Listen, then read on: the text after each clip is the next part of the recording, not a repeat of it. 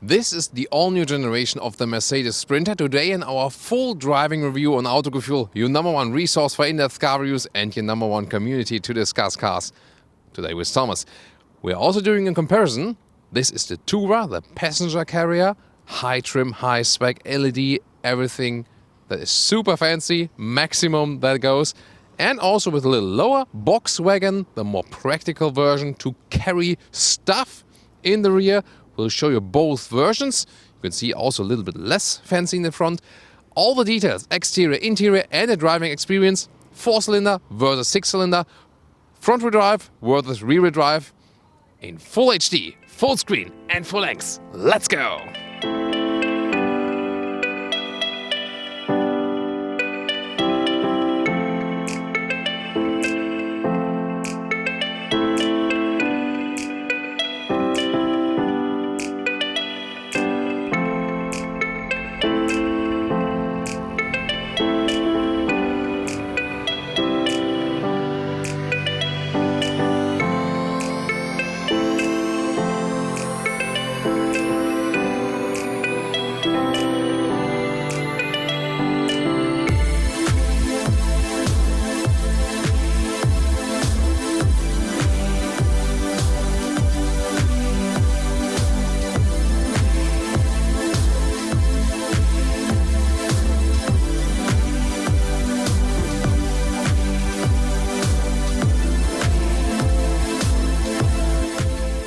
So to say that it's the luxury people carrier version, here also in a high trim with all the body paint to the lower part, horizontal chrome fins.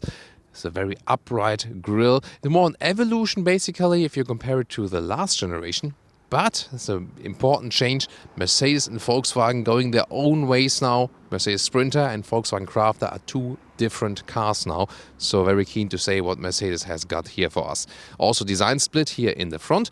Front camera, you can see it right there if you have those optional systems. And here also with full LED headlights with LED daytime running lights as well. Pretty fancy if you ask me, for sure. So a commercial vehicle that already looks good in the front. 20,000 euros net is the base price of this car. Well, but you can easily step it up. Just get 35,000 if you pick some options, or maybe double or even triple the price if you go for the Tourer. But this one here you can see is a rather lower trim or a basis trim. You can see a lot of black plastic is just used here, and that's for the most using cases the more intelligent choice because it keeps down the repair cost and you don't need something super fancy for the construction site or something. Also here no chrome fins, just plain plastic to keep it simple and to keep also the costs down. And you can see it also with the face here, those are the normal halogen lights. So nothing super fancy right there. But it's always interesting to see the cars in comparison and to show different trim levels that are available and of course different usages. So many vehicles where you say, wow, that car looks tiny next to Thomas, but here it's the other way around. I feel kind of lost here. There are different versions available. The total lengths can vary from 5 meters 26 up to 7 meters 36 or 17 foot 2 up to 24 foot 1. Wow, that's a lot of variation. This one is a rather long one and also a very high one because you can get different heights. Here you can stand on the inside. We'll soon show you that. This one, the passenger, the Tourer, 17-inch rims, so bigger rims that it looks a little bit more fancy. Big glass window, a little bit of shade that you don't get too much sun on the inside. We will soon check that out from the inside as well. And there's no sliding door here. You can also get different versions there. There's one on the other side here. Let's also compare how the Volkswagen looks from the side. So the gross vehicle weight varies between 3 and 5.5 tons. This one here, the Volkswagen, then for more carrying stuff. You can see you can get a glass window for that one as well, but you can also just get it plain if you don't want anyone to look what's inside there. You can also see if you directly compare it, maybe also scroll back to the other model, to the Tourer. This one here has a slightly shorter overhang, so overall also a little bit shorter car. And also we have 16-inch rims here, smaller rims, but I think it's still perfectly okay from the size. You have asked me with the previous generation of the Sprinter, there had been problems of rust. And what have they done against that? Well, they have galvanized some parts, especially the underfloor and the side panels. Galvanizing, if you're watching from Germany, that is to prevent rust. And you would just say that they have used some zinc, actually. It's Verzinkung der Karosserie. So that's the German lesson for today. What do you think? Do you more like the Tourer or that guy here? There's not much to design here, just maybe those new vertical taillights which have been redesigned. And here with the Tourer version, you can see here vehicle paint color there as well. Well, for everyone at this construction site, that would be too unhandy and you could easily collect some scratches. We'll soon see the difference. Here the Tourer also gets a special badge right there. And when we drive those cars, it will also be very interesting because this vehicle here is equipped with a rear-wheel drive. That's better for a smaller turning circle, and also if you want to use a trailer, it's more stable. Whereas the other one will be front-wheel drive. That is bringing you more flexibility, for example, with the loading sill, which can be lower. Also, there's an advantage that you can get more weight in the car, actually, with the front-wheel drive. And there will also be an all-wheel drive, but soon more to the engines. Let's first check up what the rest of the exterior does. So now the Volkswagen, as you can see, just plastic fenders in the lower part, but you can also get it with some sensors if you want to have the parking control. Well, then also glass windows, but again, it's also available just with a plain one that you can just have no glass, no one can see. The rear view camera is up there, by the way, is very helpful, I can tell you. And let's take a look inside here already. First of all, those sliding doors. It's interesting. You can leave them like this and they hold relatively tight, but you can also open them completely like this. And maybe, with the Volkswagen Crafter, they have basically a plastic stopper between here then on this side. They don't use it, they just use a stopper right here that you can't push it further. I think, it's a more beautiful solution. However, with the Crafter then you can open the door a little bit further even. This to open it from the inside. Let's take a look here. Split door. Here we go. And we also have an interesting floor. This one then here is the wooden floor. There are also plastic floors available or metal floor. This one here with the wooden floor is for the heaviest load. And we also got some installation right there with some parts, tension belts, just a sample to check that one out. This is the middle height. Also, I'm with 1m86 or 6'1", cannot stand fully upright here. There's also a higher version available, so you can really pick that depending on your needs. Also, the side panels, you see this is a protection. You can also get different stuff right there. Also, maybe for package delivery, you can also get some shelves if you want. Here some more tension belts are being used. For here we got glass. This is a plastic window, plexiglass. You can hear that, the difference, like here. And here this real glass. You can hear the difference. Well, interesting because you can also just have it totally shut off. But I mean, it's always good because on the one hand you're protected, that nothing can get in your neck. At the same time, you get some more light and actually can see what's going on. And I think overall, it's a good solution to have this one then in between.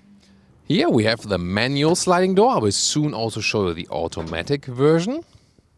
By the way, we have a Sprinter in red, if you fancy that one. Also there without the window at the side. And 17 cubic meters is the maximum loading volume. Not quite with this version, that would be the higher and the longer one, but you can really vary it. There's so many versions, so I think if you really configure one, this is probably the hardest part to do.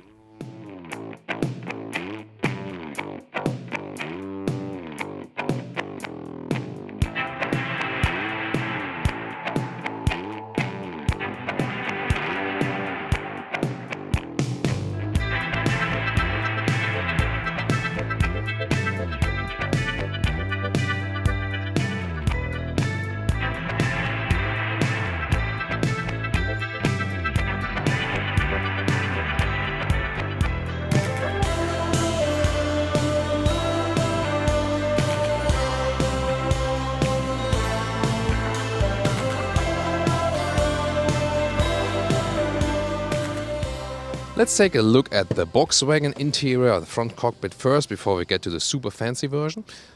Plastic on the inside of the doors, more rugged. Then here also for bigger, small bottles here, lot of room, but there's also room for bigger bottles, of course. Also in the lower part, some more storage area. Then at the cockpit here, but first of all, let me show you, this is where you put the diesel, right there. You can only open it when the door is open. Then plastic steering wheel if you want to, for example, avoid leather. There are also more base steering wheels available without those controls. If you watch our video from the world premiere, we got basically all the lowest trims as well. Here you can see there will be digital screen. This one is also infotainment-wise already a little higher trim. Soon more deals to that. Turbine vents right there. This is a normal Mercedes passenger car style. So they try to step up the game there too. Then those seats here, they are really soft and they're very comfortable indeed. You can manual pump them up right there or down again. Also manual control of the angle on the rear, and you can also lengthen the lower seating area. And I can also get inside to give you the first impression right there. Of course, you have to climb a little bit with those vehicles, and you have a very upright seating position. Feels very good. You have some side support here. You have different materials also available, and also different seats. But this one here, very suitable for me. I can use this lengthenment in the front a little bit. Yeah, that's really good. So that would be my seating position. Good overview to the front. You can see where the car is ending. And also the steering wheel can be adjusted in a wide way in all ways. So works pretty well. This one here also with a manual. It is said that the manual shifter will not vibrate anymore. We'll soon take a look at that. So front wheel drive with manual. This one here and the other car will be automatic gearbox together with the rear wheel drive. So far, the first cockpit impressions here makes a very good impression. We have also a full review of the Volkswagen Crafter. You can check out that one later to compare it. This was also very interesting, of course. Again, a base model, the steering wheel would just look plain. Here is already upgraded infotainment. On the left side, you use your left thumb then to use this small touch and pressing pad, or then back or home button. This is then for the cruise control. You can set it here at the steering wheel, the Distronic.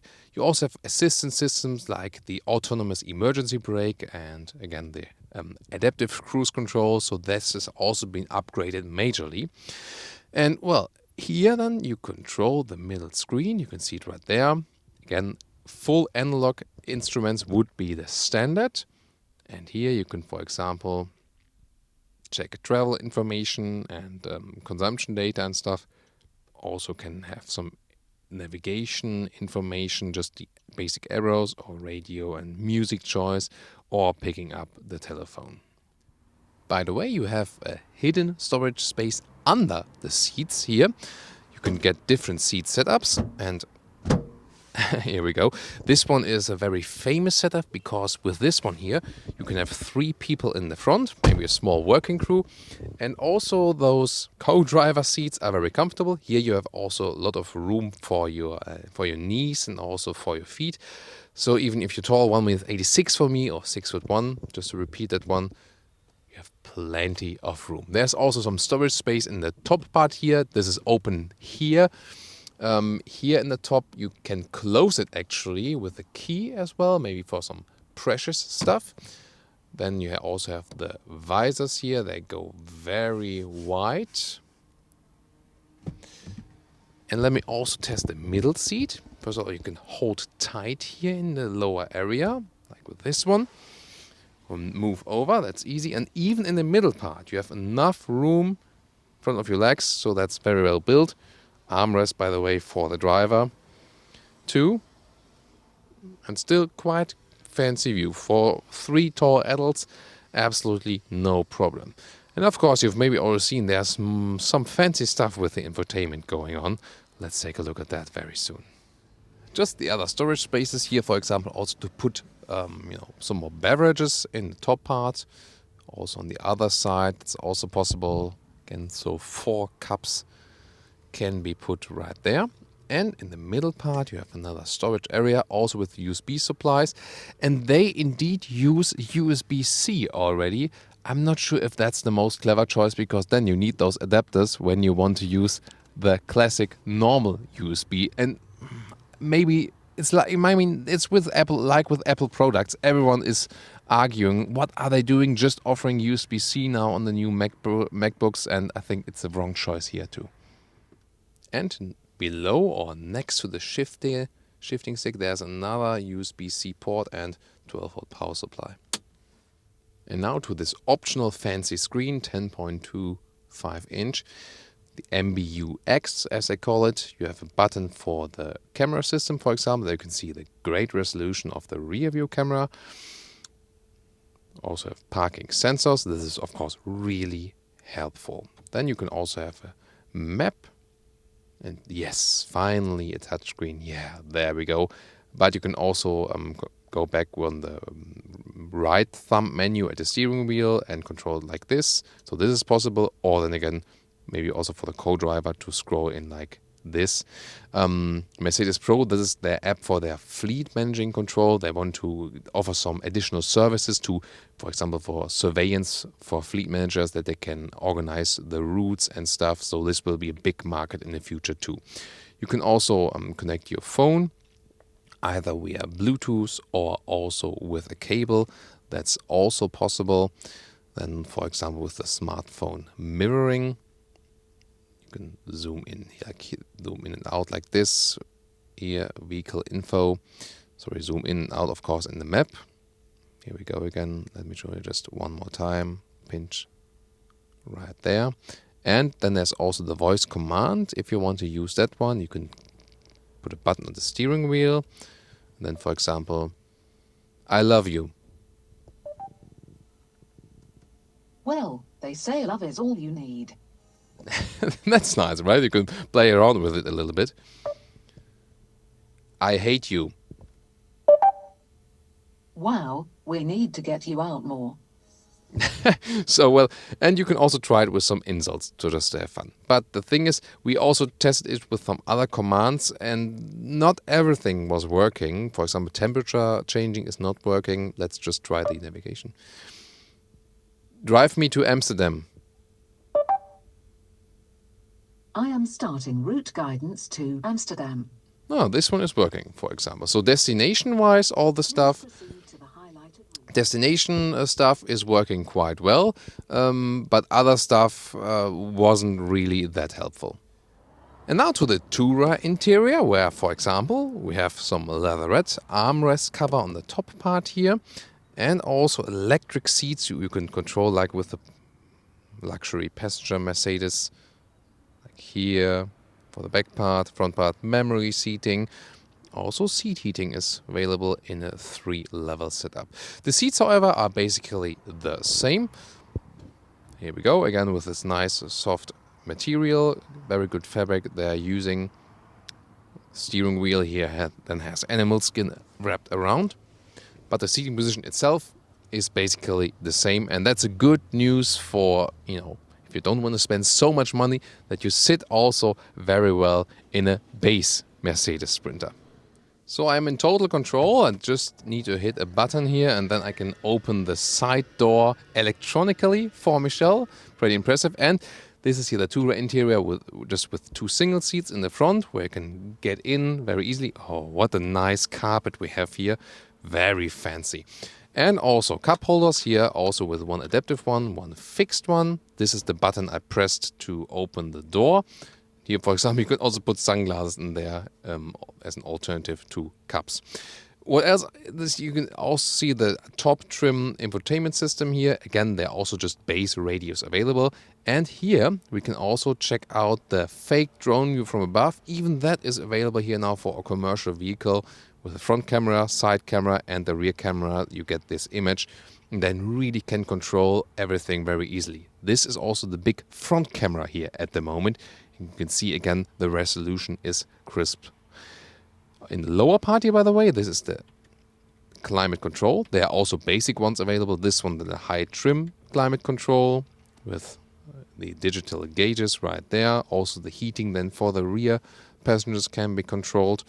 And there's no shifting stick, as this one is the automatic gearbox. And then you just have it here with a slim lever, down for D mode, right for P, up for the reverse gear. And here we also have the shifting pedals for putting a gear higher or lower, but usually you just leave it in the automatic mode and that's it then. So one of the new technology features, if you look right here, this is so-called wet wiper system. So they're not separated. There's not a separate injection basically for the washing fluid. It's integrated in the wipers, not directly in the front like we know with other high technology passenger cars, but just right there. And well, it's supposed to work better in that way, but as you can see, there's a lot of the washing fluid going over to the side. So I think the thought is quite good, but the execution is not really up to date. There are several ways, by the way, to open or close the door again. There's a button right there at the inside. You can also stop it. I can just also use here the door handle to open and close again, or then again, as I showed you, from the inside, from the driver. It's relatively easy to get inside. There are also additional features that you have another step to make it a little bit like this. One step done, and then you can put a second here. But for me, of course, it's fine. And this one is a special high version. I can even stand here with 1m86 or 6'1". This is the additional AC unit you have also seen on the top mount for best climate control. Wow, this is so comfortable to be able to stand inside here and to walk around. And then you have different setups. I mean, you can get even more seats in here. This one here is then 2, 2, 2, 3, but you can change it around as you wish. ISOFIX for child seat support. Here you can see one mounted, and Brian would say this is the seat for Michelle now, because Brian always taunts him with how small he actually is. Brian, that's really rude, I have to tell you that. I would never do such jokes. But this is a cool Mercedes child seat, wow, isn't it? I don't fit in there. But I would probably use the USB, but then, whoa. That USB-C slot is really tight with the adapter. I can almost rip apart the whole door here. So, and again, because USB-C is so useful, they put adapters all the way. Yes, about that. Well, comfortable seating position here, and you sit relatively low because the ceiling is so high. And also the view to the front and to the side is really good. And although you cannot see who's on the inside from the outside, it's not so darkened out that you can't see anything anymore. So I think it's a very fine tone of the window. And I can easily move around, get to the next bench. And the thing is, I have been driving in my life, in my travels, in very bad small buses, which were horrible suspension-wise, seating-wise. I had really horrible experiences. And I can tell you, this is one of the most pleasant experiences sitting just somewhere in the middle of a medium-sized bus. So even here, knee room-wise and comfort-wise, this is really a superb experience. I'm really delighted by that. And even in the back bench right there, well, I mean, the more you sit to the front axle, the more comfortable it will be suspension-wise, because the rear suspension is not that comfortable as the front one.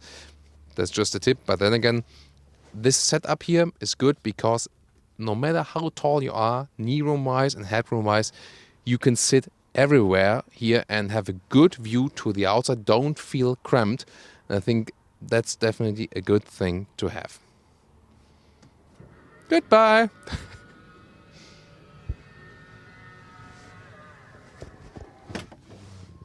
And this is the trunk space you have left, basically, when you have this seat set up. But of course, you can vary that also depending on how many seating benches you have in this vehicle.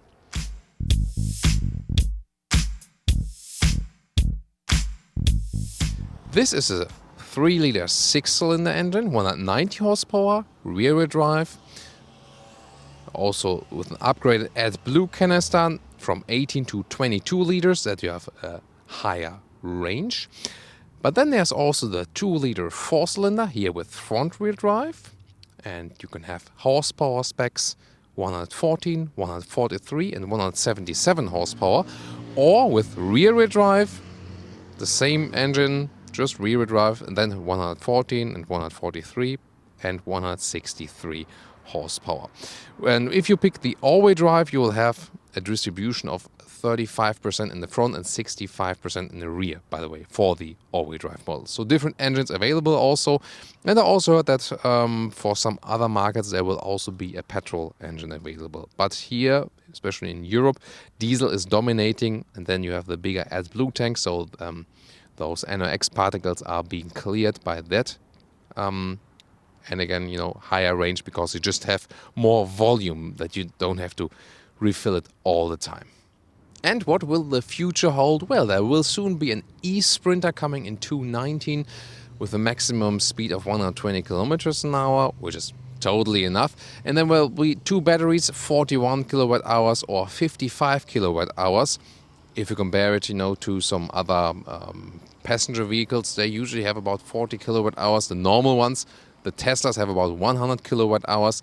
So I expect the range to be maybe something 150 kilometers or something. But of course, we will test that for you at the given time.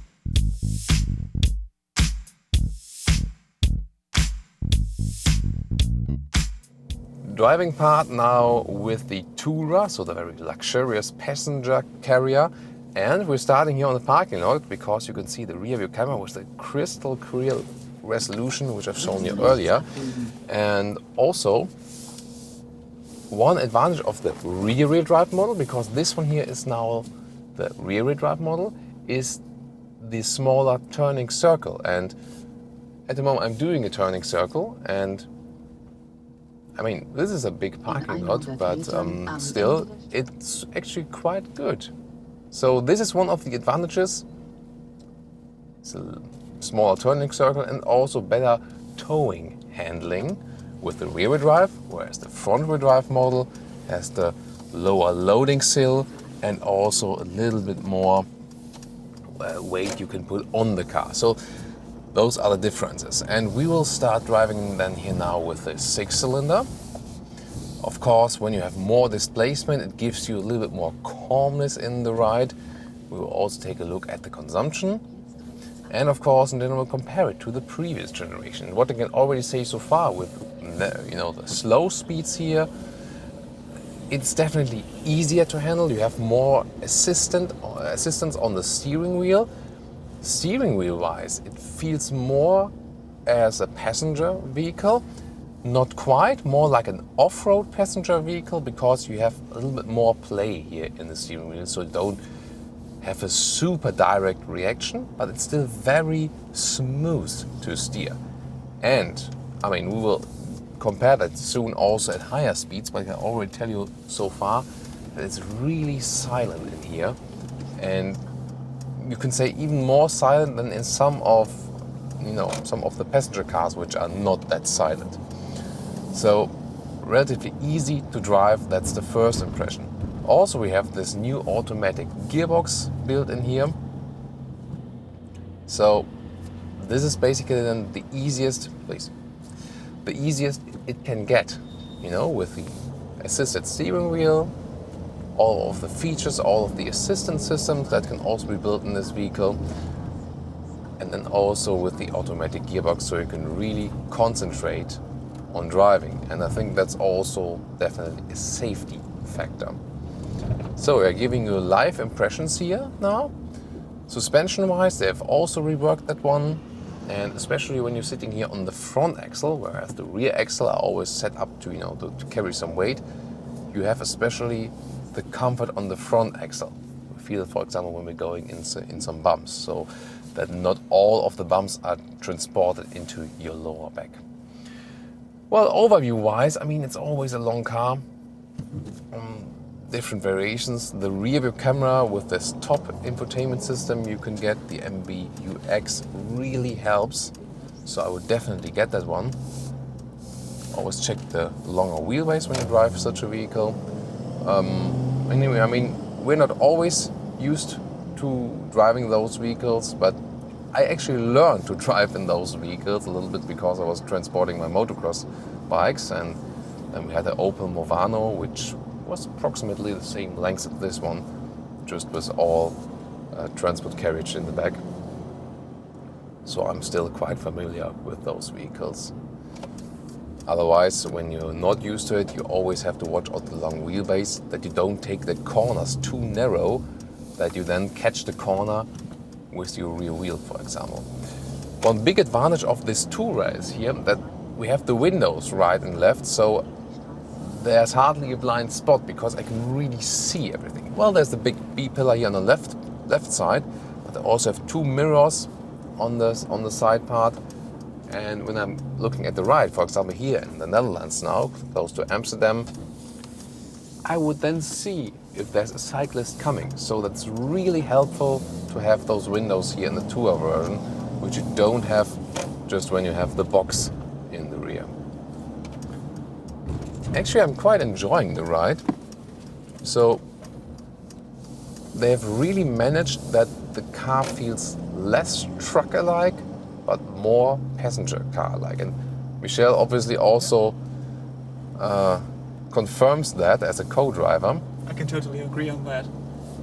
Yeah, I mean, I can always hold on to the steering wheel, but the co-driver is more flying around, not holding on to the steering wheel, and seems to be also a comfortable ride for him then.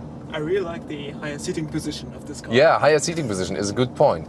Yeah, I mean, we just came here in an SUV for this driving event, and the driving position is comparable to one of the SUVs. So that always, gives you a lot of support in the seat, also for long-term runs. And if you think about, if you're maybe someone who drives this car here really for a job, then you might be in the car for the whole day. You literally live in the vehicle, and that's of course really helpful then to have a good and comfortable seating position, and I really feel really comfortable here.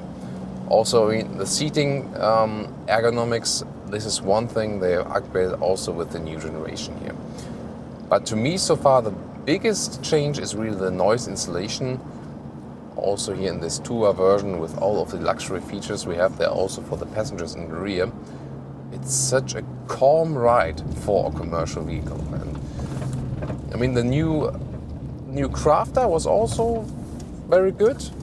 We can compare that review also, because those are direct competitors now for sure.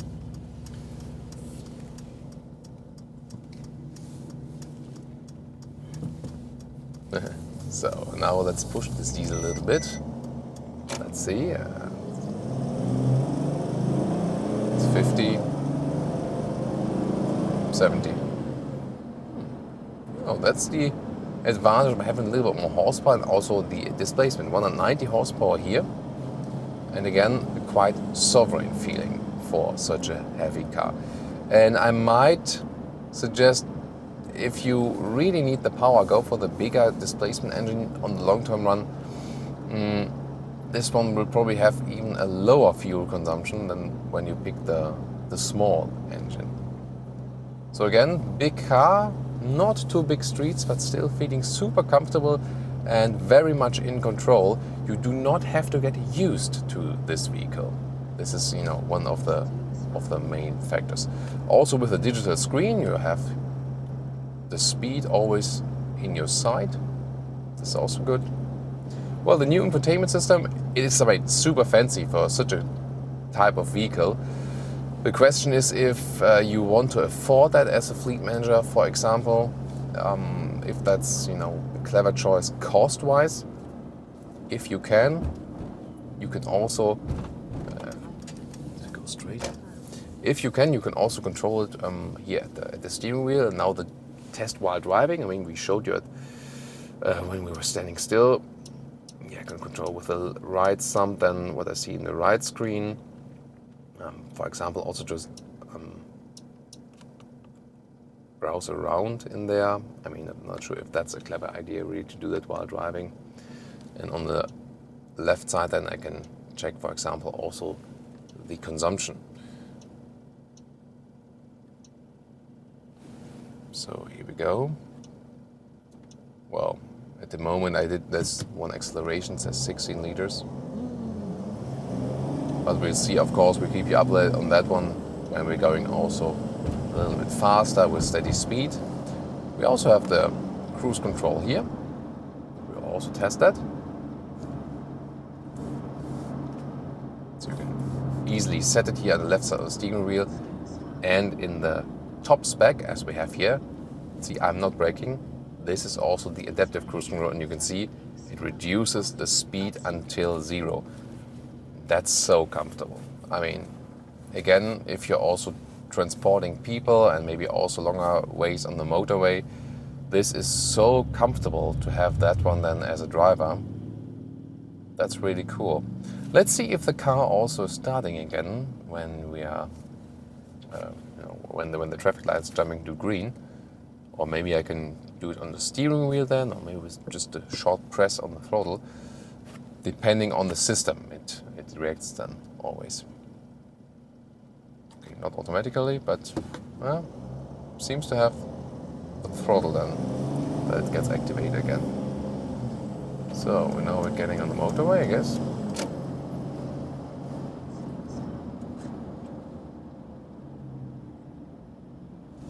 So much traffic happening around us and still remaining so quiet. And in front of us is the old Renault Master. This is the exact contrast. You know, we are like in this all clean, very shiny, top spec commercial vehicles, and in front of us, the vehicles that are getting used every day basically, and you know, they just remain dirty. No one really cares as long as they function. You know, that's a little bit, you know, the shiny life here, and that's real life then in front of us. Really funny. So let's see, we can also get, for example, the GPS information in the front of the screen. Left side blind spot monitor in the mirrors. So fantastic to have such things in the commercial vehicle. You can check it again when the next one there is. The red triangle, someone is overtaking us. So helpful. If you're a fleet manager or want to buy this car, or maybe for your fellow workers, I would not save with the assistance systems, because in the long-term run, those assistance systems can save you money again when less accidents are happening. So very important factor, I guess. Here in the front screen, I now changed, by the way, the view. Here when I'm using the turning indicators and someone is in the blind spot, you maybe also heard the acoustic warning. Next thing to keep in mind is also good.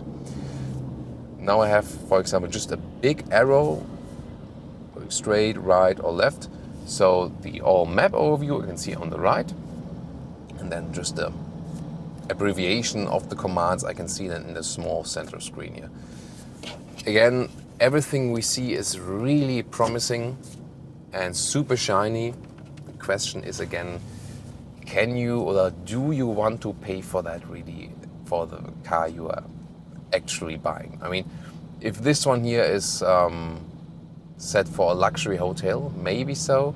But then again, the question is, do you need so many passengers in the rear for a luxury hotel? Usually you will go one step down and take a Mercedes V-Class or Volkswagen T6 in a luxury version rather than this one. So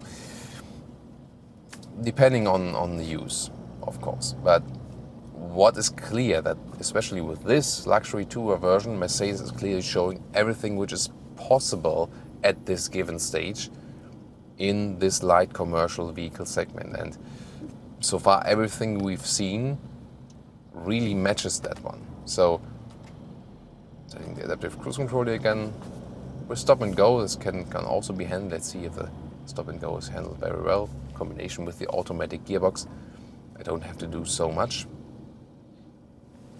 Again, also a big step forward from the previous generation. If you've driven some of the old Sprinters, they feel pretty basic, let's take it that way. This one here feels very sophisticated. Of course, the difference in driving soon to the Volkswagen, this one will also be very exciting. Yeah, we have to get over to the right soon, that's right. But I mean, it's being said that you use the trail until the end. That makes sense. Such a good overview to the big mirrors also when I'm changing lanes. And then again, to have the assistance system also helps you to remain calm as well, because you know they are actually there. So I don't have to stress this 3-liter 6-cylinder engine, no matter if I just let it run very calmly or if I hammer the throttle a little bit, no problems at all. Also very silent here again in the tunnel. Now I'm looking forward that we, as soon as the traffic here is a little bit better, that we drive a little bit faster, that we can also check the noise insulation when we're just driving faster. The car is also very stable on the road overall. Maybe it also helps here that the steering is not that direct to keep the car a little bit calmer, you know, because if you would make the steering extremely direct for such a big vehicle with such a long wheelbase, someone's maybe like exaggerating it and you could maybe like get in swinging. That's maybe dangerous. So this might be also the reason behind it. So the automatic gearbox is also doing a great job. We hardly feel any of the gear transitions. So again, especially with this version, really impressed with what they can do with a light commercial vehicle. It's just that the price will be so high that hardly anyone will go for this version. That's, you know, something you have to bear in mind. The engine has also been insulated better now from the cabin. You still hear somehow that it's a diesel, yes, but it's relatively silent still. The screen, I see basically on the right side the same I've seen the middle part, just the arrows where I have to turn next. And now, okay, the arrow here on the left. It's quite helpful. Now I can also pick up some speeds. So I set the cruise control to 100 kilometers an hour now. And that's also, you know, a speed 100, 120, which you should have maximum with those vehicles. You shouldn't drive faster because also the, you know, the braking length will be too far with the actual weight you have. So easy to change the lane, and at 100 kilometers an hour you see, or maybe here, I don't have to raise my voice that much.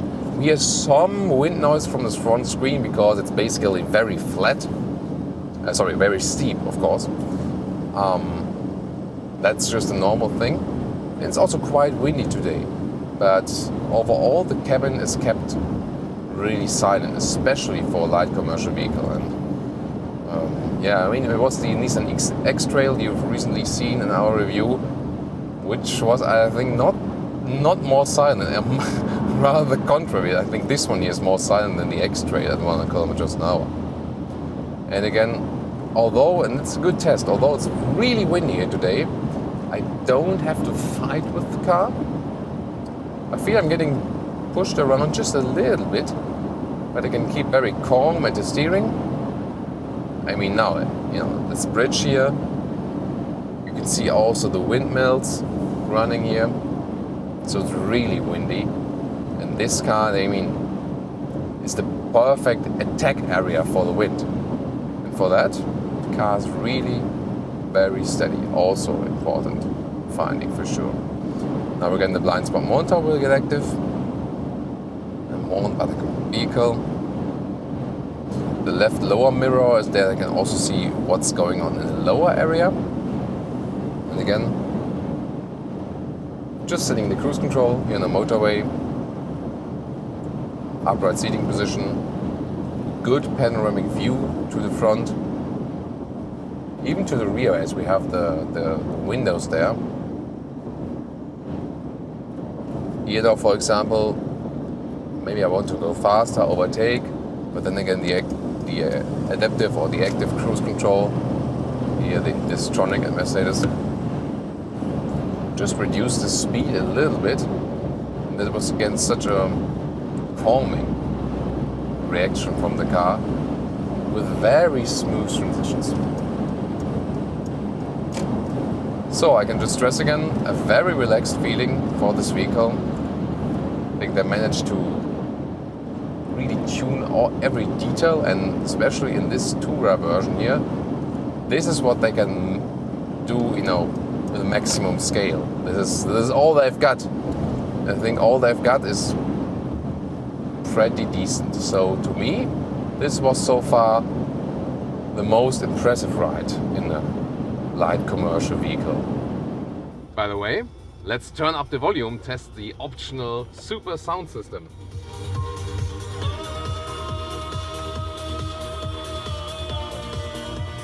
Wow, actually that's the best sound I've ever heard in a commercial vehicle. That's really impressive. And of course, even more important for the people mover is how are you driving here in the back. You can see outside very well what's going on. As I said earlier, the shade from the outside of the windows is, you know, looks very dark and protective, but from the inside you see a small, well, nice nuance of a tone, but you can still see very well to the outside. It's a good panoramic impression. I also have the armrest here on the right side, so that's very comfortable. I would have the USB charger right here. Again, the USB-C, which we need the adapter for at the moment.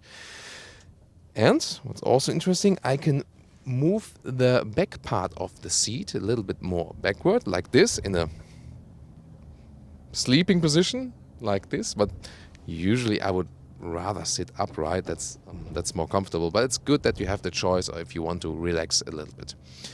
One major aspect is then what about the suspension comfort? And at the moment it's also a little bit rough from the road here. You feel that in the front, when you sit over the front axle, you have a little bit more comfort. That's just natural.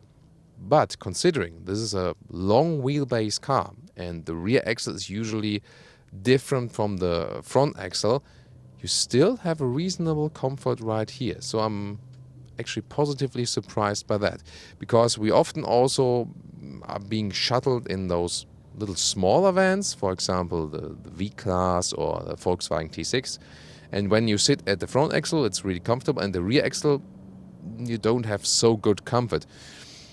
But here actually is quite good. So it's of course a little bit different than when you have the Volkswagen, where you have really heavy weight on the rear axle, but then again you do not sit there, it's just the goods that are sitting there. But here in the people mover they also managed to create the rear axle in a way that your passengers still have enough comfort. So I think that's also rear passenger comfort proof.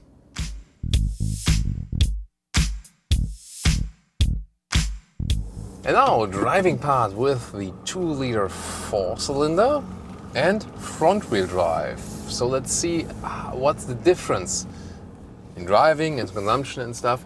So we've driven the rear-wheel drive model a little bit longer, and scooter gang going on here. This guy driving the bicycle with looking at the smartphone. Maybe it was the last time he was driving a bicycle. So, well, consumption-wise, with the rear-wheel drive model, we were scoring 11.5 liters. That's not that good, of course. With the Volkswagen Crafter, by the way, we had 11 liters tested. So, let's see. I mean, I was hoping that the bigger engine maybe had a better consumption than the smaller one. Let's see how that one plays out. Maybe the smaller one is better. We'll see. Well, the manual gearbox here, it is true, it's not vibrating, so it feels like a normal passenger manual gearbox. So they've definitely been improving that. Steering-wise, both cars feel pretty much similar. With the rear-wheel drive model, you feel that you're being pushed. Here you feel that you're being pulled, so you do feel the difference there. Strangely, the front-wheel drive model here, it feels a little bit more active. It feels a little bit more that you would actually drive the vehicle, you know, that you would be more in control. I'm not sure, maybe, I mean, that's just a very subjective feeling, but that's just what I can tell you. Shifting it is actually no problem, so it's not super smooth on the shifting ways, but there's also not much resistance. The ways are quite short, and actually it's quite fun to shift the car, so I would definitely prefer the automatic gearbox, which worked pretty well. But if you want to save some money, and most of those cars it will probably be equipped with the manual gearbox, you'll be totally fine with that. And it's also, again, a step forward if you compare it to the previous generation. Again, it's also quite fun to drive the car because it feels more agile than it looks. And this also counts for the front-wheel drive model. Also, maybe the fact that you do have to shift manually makes you feel a little bit more active and agile together with the car. That might also be an aspect.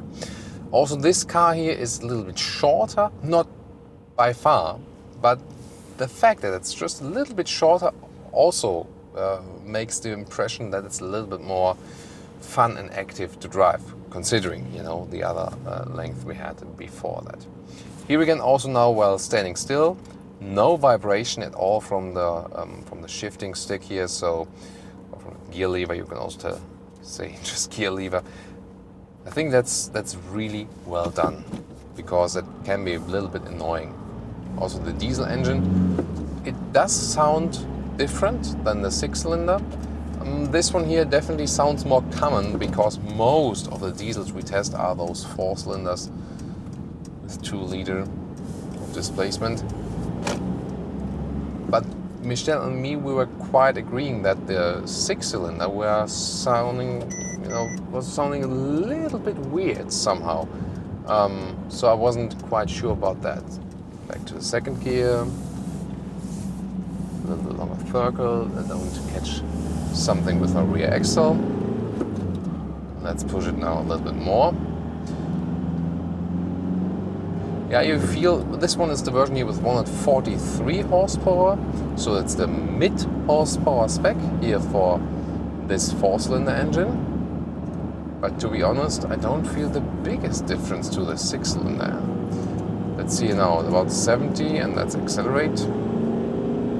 80, 90. So there's still something coming. This is maybe one of the biggest differences then, when you already have speed and then want to apply some more, for example, in the motorway, then the 6-cylinder is just, giving you a little bit better boost. And of course, where it will play an even bigger role when you have a real heavy load. This is where the 6-cylinder can also apply just something more there. Other than that, when you just let the car roll here, you don't feel too much differences. I'm also not able to test it with a trailer today if there's any big difference from using trailer, towing equipment and stuff, because it's supposed to be better than with the rear-wheel drive model. Everything else pretty much feels similar. Let's also set the cruise control here.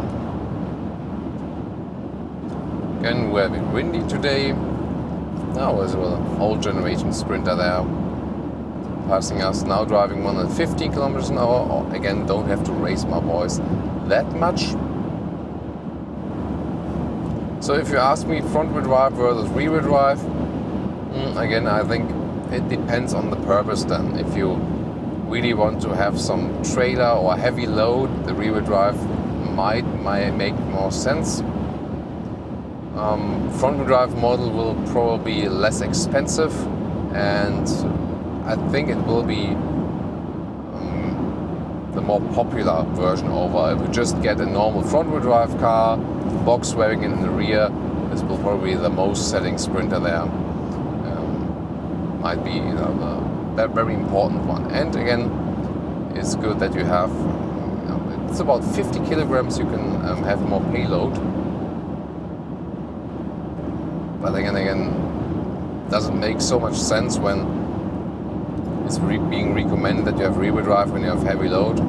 I'm not sure. Well, turning circle then again better with a rear-wheel drive.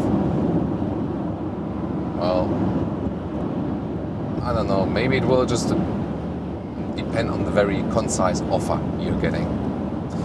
So I'm also looking forward to the consumption figure. Let's see how that one plays out. Now we have to pay attention a little bit to traffic first. Shifting back is also no problem, goes quite fast.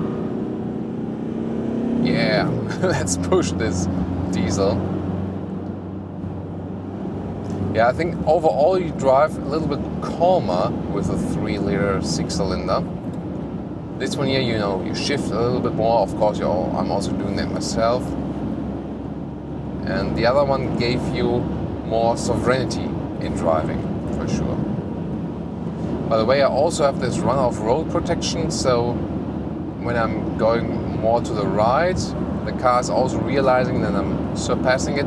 There's an active assistant that was just being activated, that the car is being kept in the lane also. Not steering-wise, but braking-wise. Pretty interesting.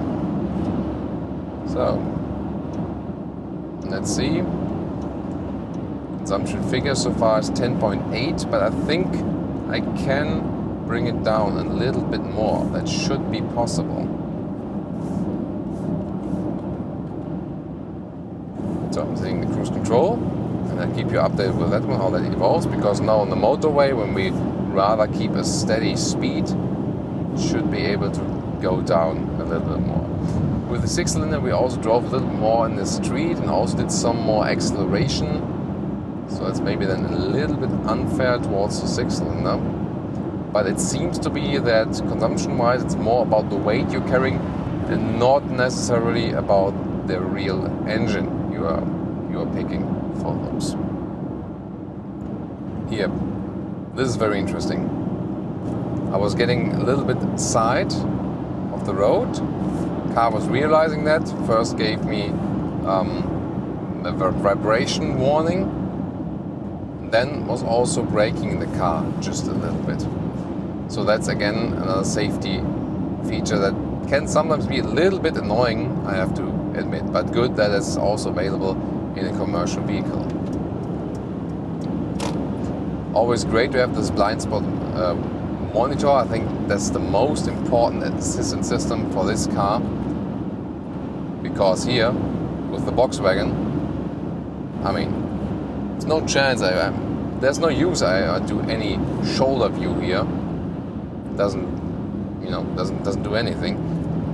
Just good to have those big mirrors. Also the lower one to see the lower part. But again, blind spot monitor. Even if you go for a rather cheap wagon, you should really try to have that one. And of course, the autonomous emergency brake. Those are the two most important systems. They can really save lives, both yours and also those of other traffic participants. So Michel, how do you feel here in this car here? Very comfortable. Surprisingly, I expected something different. Yeah, I mean the seating position is basically the same, so it's also comfortable. The other one, the Tourer, gave us a little bit more premium feeling, I think. Maybe that was also, I mean, the equipment here from the infotainment is pretty much the same, but maybe just the other one had a bigger cabin on the inside, so it maybe felt a little bit different acoustic-wise somehow.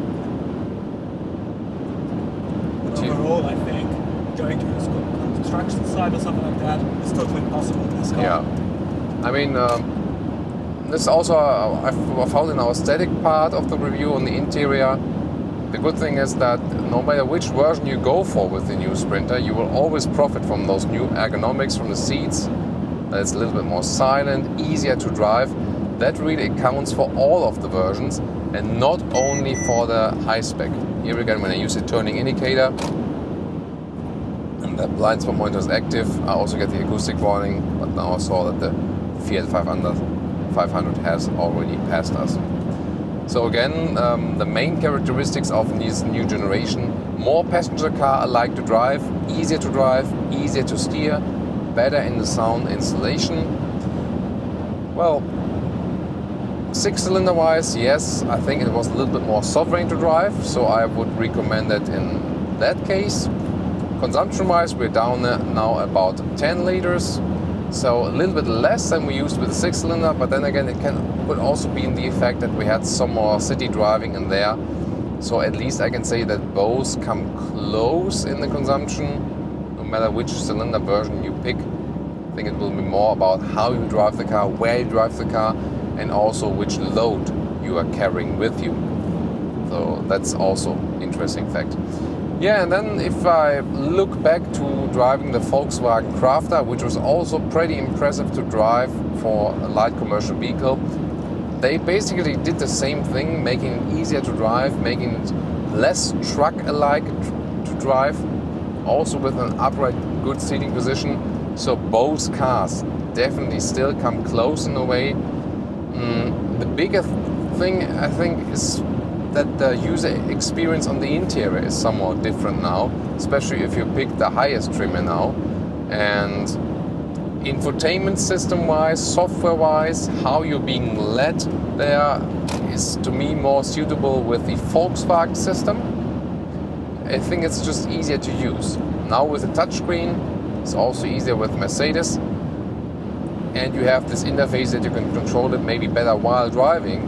But then again, the menu they are using and the software, how everything is oriented, is not as intuitive as the one that Volkswagen is offering. So this is maybe one thing where Volkswagen needs it a little bit well, you know. Then again, if you look at the Tourer version, this one offers you more luxury and comfort, I think, especially for all of the passengers. Maybe in this top high trim spec, it's the Mercedes. So driving wise, I think they both come somewhat close. And both did a very good job there. Maybe if I would transport something, I would still go with the Crafter. Maybe in this top high trim luxury Tourer version, I would go with the Sprinter here. But that's maybe something I would do just from a spontaneous reaction. But again, I would compare also the prices you get at the concise dealer offerings, and both are definitely very impressive commercial vehicles. And if you then compare it with the rest of the competition I've driven, the rest doesn't really come close to that. So this is it from the box car here. Whoa. Yeah, so brakes applying, sometimes this can also help. Also quite satisfied with that. Yeah, I mean those motorway situations here, then you go in the throttle with the 4-cylinder and not so much is happening anymore. And with the 6-cylinder you got power reserves at any times. So always good to have those situations also where you can really test the vehicle. Then, you know, when you're driving slowly in the city you won't notice the big difference. But with a lot of weight and with more motorway use, then you will also notice more difference between the 6 and the 4-cylinder. What about consumption? Yeah, consumption is now just below 10 liters, so 9.8. So for motorway, I think that's quite okay. It could be a little bit lower. It's coming close to the Crafter. I mean, we have some weight here. Yeah, it's coming close to the Crafter. I mean, there was also the 4-cylinder 2-liter engine in that one. No, we scored 10 liters, I think. Yeah, it was about 10 liters, something like that. And so both vehicles, VW and Mercedes, also come close consumption-wise. Can definitely fix that. So, I hope you like our driving insight. Always great perspective, by the way, from the action cam when we drive those commercial vehicles. You can actually see so much to the front there.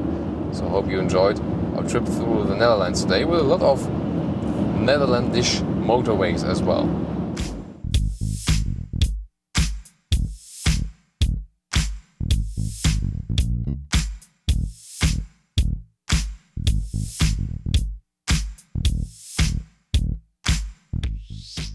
And here with another Volkswagen in silver, we come to our conclusion for today with a driving review of the all-new Mercedes Sprinter. For sure, they have improved a lot of different features.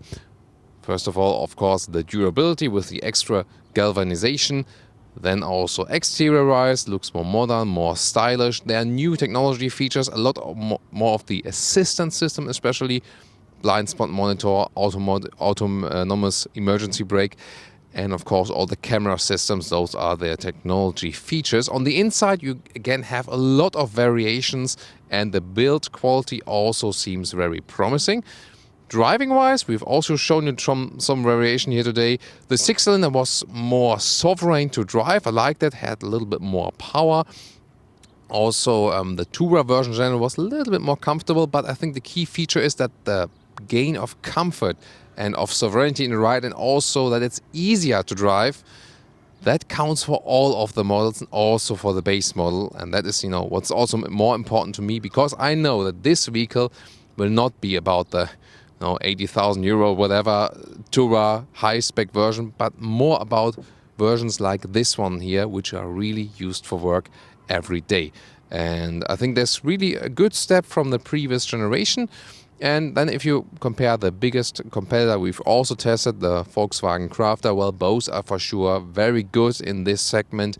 You should compare the review and then see what's maybe, what are the single points that matter most to you, which make the difference then. So what about your opinion on the new Mercedes Sprinter? Post them in the comments. Looking forward to that. And also tune in next time. Thank you so much for watching.